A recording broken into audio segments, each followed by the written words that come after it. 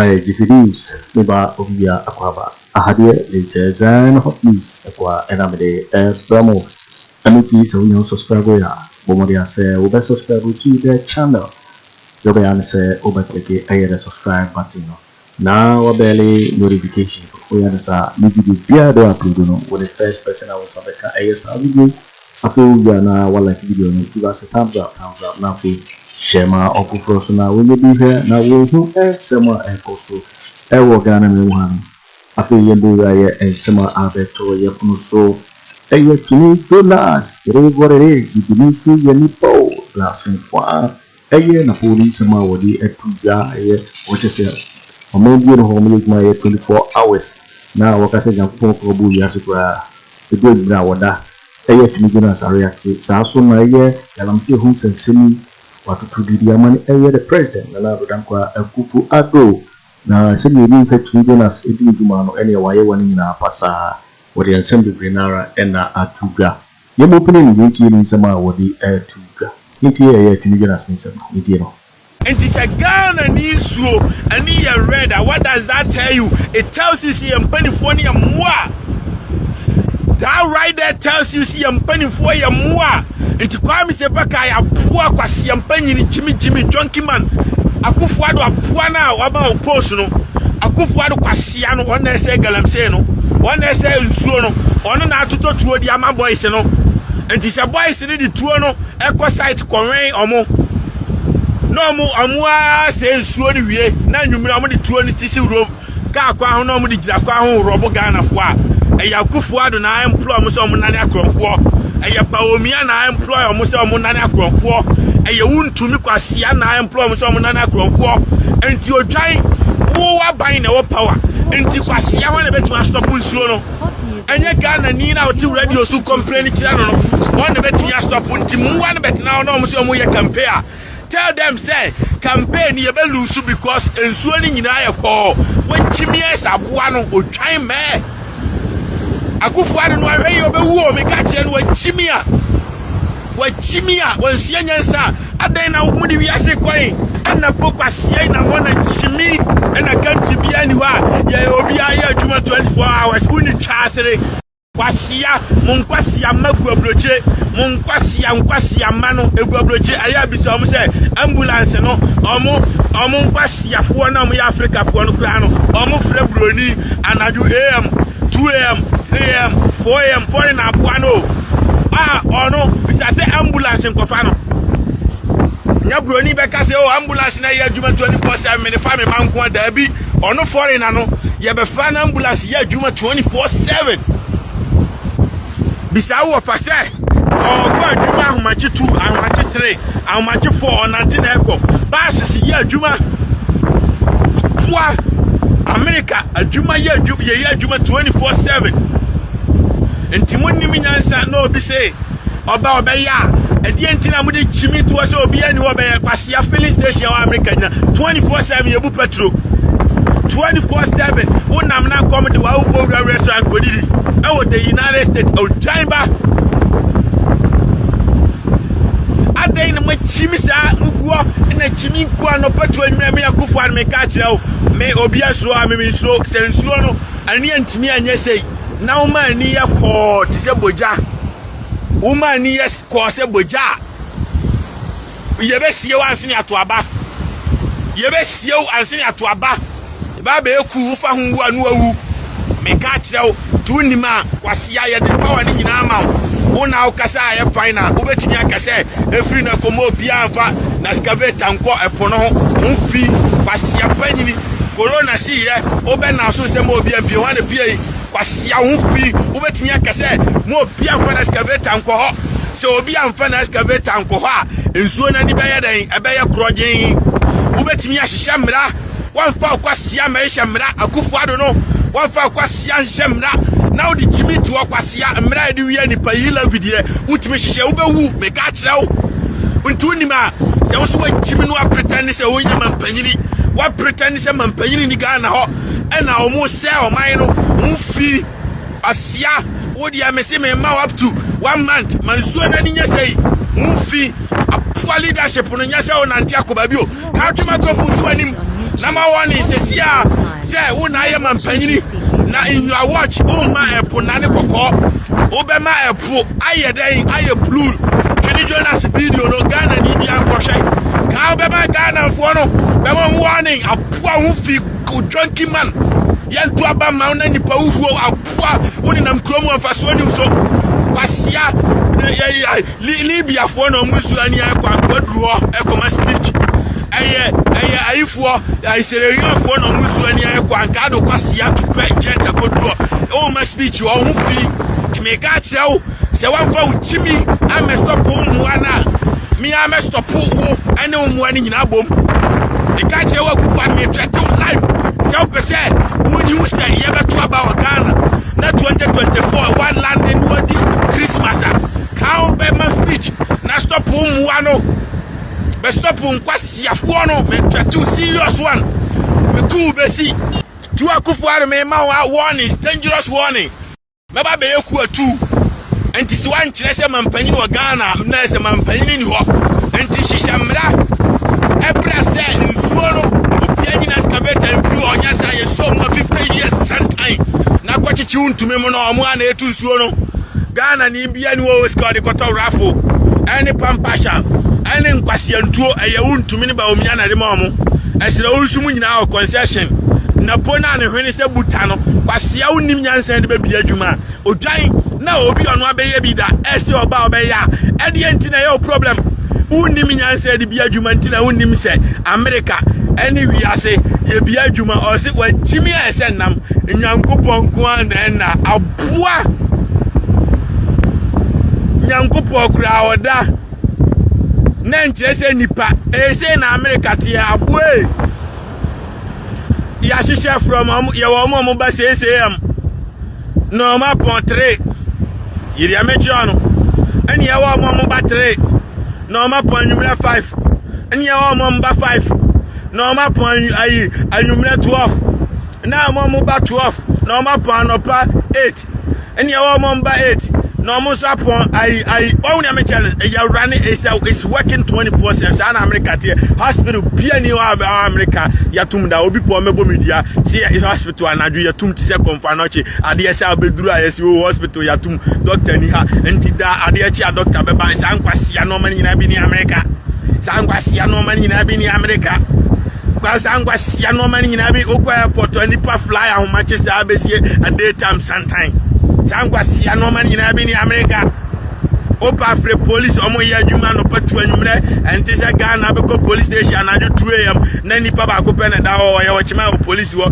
adopa na ma ba be case da bi ni ha otwan anajo awia ahomachi the system is working 24/7 aboy watching Juicy News on YouTube hot news all ahomachi awia anwumre the system is working 24/7 aboy shawa ma puni tatam enti machimi munim dia bia di bo aman na mo bedwa manum dwa kese ti se chada mo ti se chada pepe mo ti se chada me ba me ese mi wosika obi ansani ni sika we ye di piaka mi wai je na ati sunwai asmenti kuro no nyina wa mi se obi eska ti ya mecho no enti je na wasi police station ma sunwai kuro no wa mi sa obi aka pre bam kasi ya ntu aba mami ansana ma ye bibia magana fo otu mfutu ase afrisunwan muti se chada pepe ma aftok na TikTok na asresre no asresre mkofu ka no de ya isem muti se chada pepe empty talk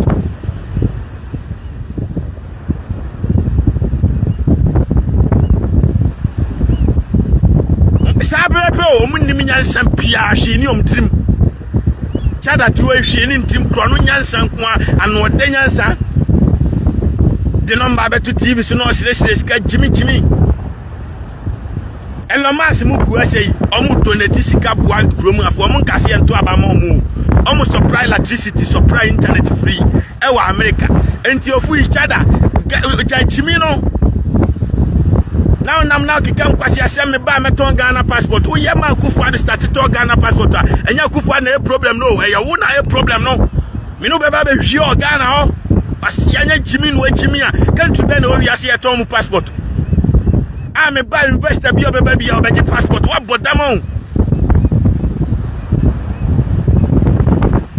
enti munsia nyansa chimi ne doso o pese oboa Ghana ni a wo hia power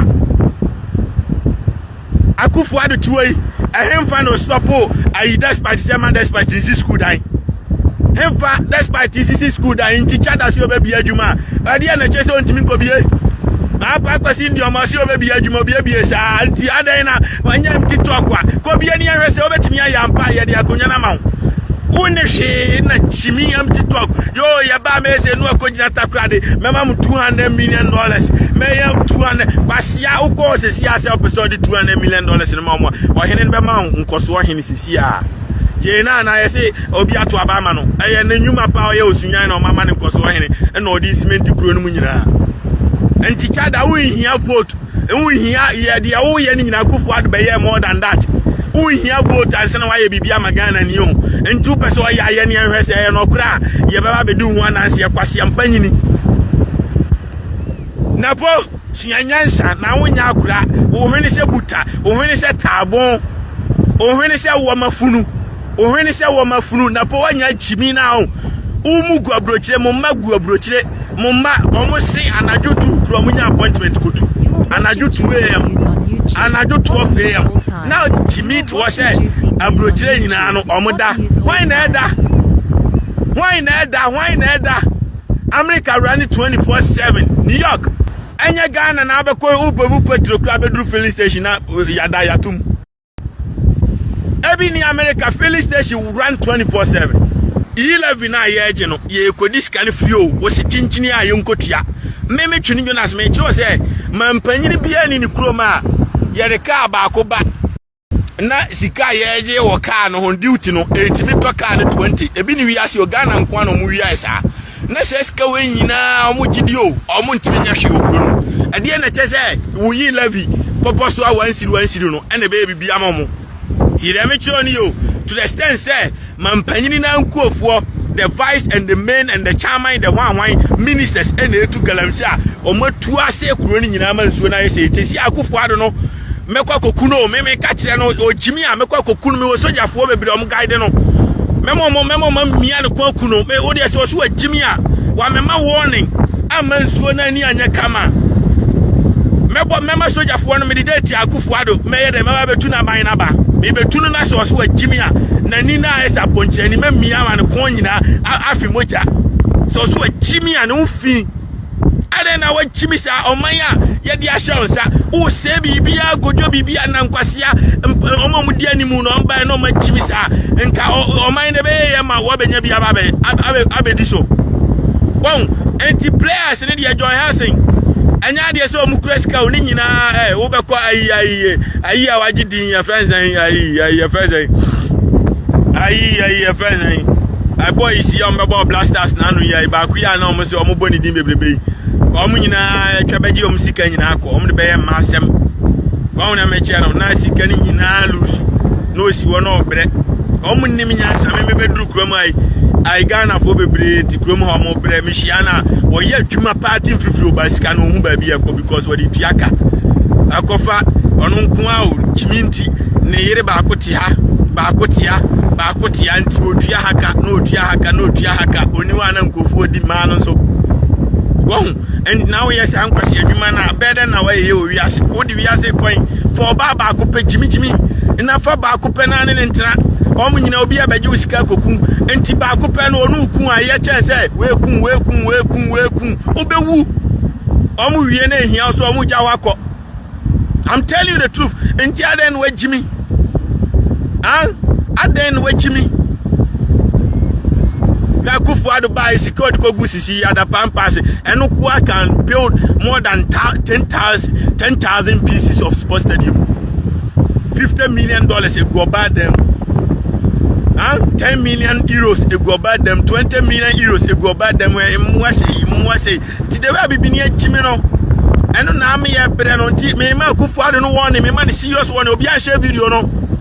Say young one stop illegal no. One member speech, the same energy or the man speech is a corona, but me more be Ghana. So I'm first energy no, amema speech say me yama mpanyini me mo bia nto excavator Ghana yama nsuo na ni nya clear me ba be eku atu Akufo-Addo me Twini Jonas me ma Akufo-Addo 1 month so antimi wa mema speech and stop galamsey na me the date be ba be to ne so me eku atu no me ba be lead Ghana me ba be yama mpanyini me the date be ba me tu Akufo-Addo aban se nsuo no epo no one stop untumi mo one stop Kenofoyata one stop na po amo man some excavator free site wo one stop mo na ono no se wa Jimmy na oya the power man no ntimi control corona on me ba betu no on step down me catch no me man 1 month credit doors ba me catch no me mfa ho ni obi a Jimmy me ba be declare me ho man panyini me declare we are na mama soldier fo ni na sarande ai agwabi Akufo-Addo teno masarande ba bia na me mra na ye adwuma excavator bia o Ghana bia ye gidi akwakoye ka akwan eye o dia ona ade usika to ye nya hwe ye beje ni ye de akwakoye ka akwan o Ghana is a form of job creation ye ba be ye ka akwan ato Ghana ba bia ye mfuturo tie betu mfuturo na se na ma employ Jena na ona hunyansa asiesie sunyan atum futuro ase na mama na ye the leader of the development of roads and it's quite fast nyansa de ono ane botom sika eye sunyan no me disika mana obetimi aye Ghana nyina asa na mama ni sika se onye Ghana nyina asa na afi no Akua friend ko say Chada is deeper with David Chada the only mshi oya kronfo mo penache no Akua friend ko tu Chada ye kronfo de okabi oboa oya kronfo o nyansa mpa no osika mpa enka Jena na motiwa o master ti ye bibi no nko beba be ye nka anya fe no na ma order dan Akufo jom sika oni nyansa bia ye ma talk the same no talk na Akufo-Addo be ye no obi anim so onim nyansa watena brochire waye say the same ma talk na Chada onim hwe oya kronfo mo penache no why scammer and to another or out of the bar where crom for young to Abama crom for America for open a channel felony. On one amount to America that will be called back over them prison straight. Almost pending a Hajia for real case in Oka. So on your Omunina scammers or no one Casati one or visa, Emanco for a fake American visa. And yes, so many fraud, so many activities, so many fraud America for open. When needed that list, so wanted number 1 wanted list. America, Chada Dina so. And the criminal young fat Ghana and Shan is a no mumma couldn't say your Mukunga Defi. Now, the whole Ghana need be a quabrucha. Now, Pam Chada Kobokro, Chada Bokro, no Mupanachin, yet the Jimmy Kokukro mined the Swana Ghana for criminals. Sana Brunimo. Tiria mecho no oya wanted na mo penache no ne de say omunya uyenya de oman ni hye ne say came say pe on beba be declare Ghana man panini be fraud say ampani ampamu evidence o ono adentina do man hene so yenya na waba America ba omi asori anya America na oba Akufo-Addo aboy UN meeting bia mehu no si obi oba America aden na Chada ntime ma because or criminal felony e da ne so a mo penache no anti criminal no okofa position the swana na no matter what who your president be as oba America oba United Nations meeting anti sa no untime oba da meeting no won ya identity no anti obi o criminal record no untime manage president manage impossible na me tema na minim so ye criminal say na me ka bi ma say na minim so ye kronfo until say me discover who say eno kwa ma ndi e bi nyame be ye bi aye metim ba bi a okobo pass o medi matemi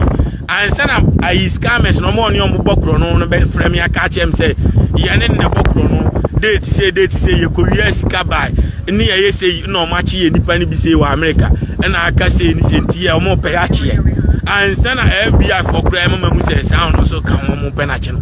enti ono ati we on tin to kwan o enti we kronfo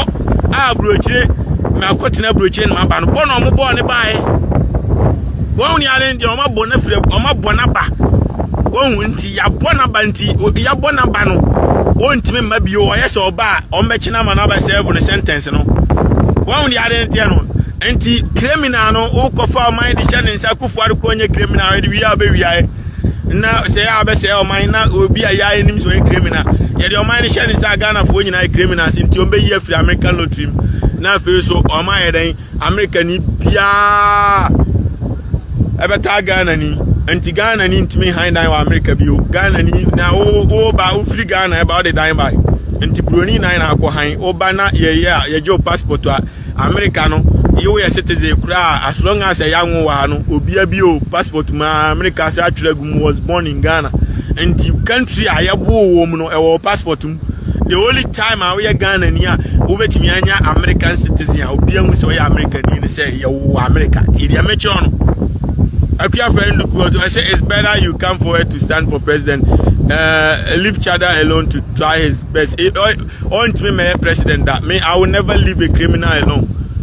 Joe NDC MPP have been scamming for 32 years is enough. Better than say you be kwakofa krom for the number. Now my Ghana for nyina ya benya problem. Pasia we ni kro no abonti na Ghana ni ti approach na ye bro no. Yenya sha we wouldn't do that. Baumia is even going to win the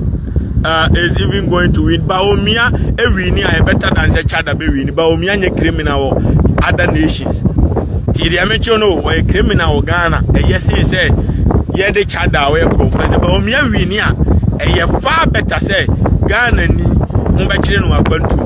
Ti dia mecho no Chada ye krom for obi e penache no. America ye penache no wontime ma. Nti Chada will never be a president in Ghana. Never in my watch. Nka member be equal to kai electoral commission me amebo pa me akobo no je mansa or the din fra me amebo pa me akobo electoral commission. You're waiting and some of your Tunidonas, what it is. You do see any pole, classic one, and some of the 2 year warrior to a Napoleon, Sasso, and a Galamse Huns and Semi, warrior Ama, what to the among the president, another than Kufu Ado. Because you see so and our hello, so we now subscribe. Umodia say over subscribe to the channel, Sansa Hadia, latest and hot news and the Bremo. I thought you know like the video, give us a thumbs up, not free, share my offer so now when you be here. Now and some more also. Also bet me at share what you find here and some way now I will comment box in my next video. Thanks for watching. Like and share the video. You can also drop your comment. Please don't forget to subscribe.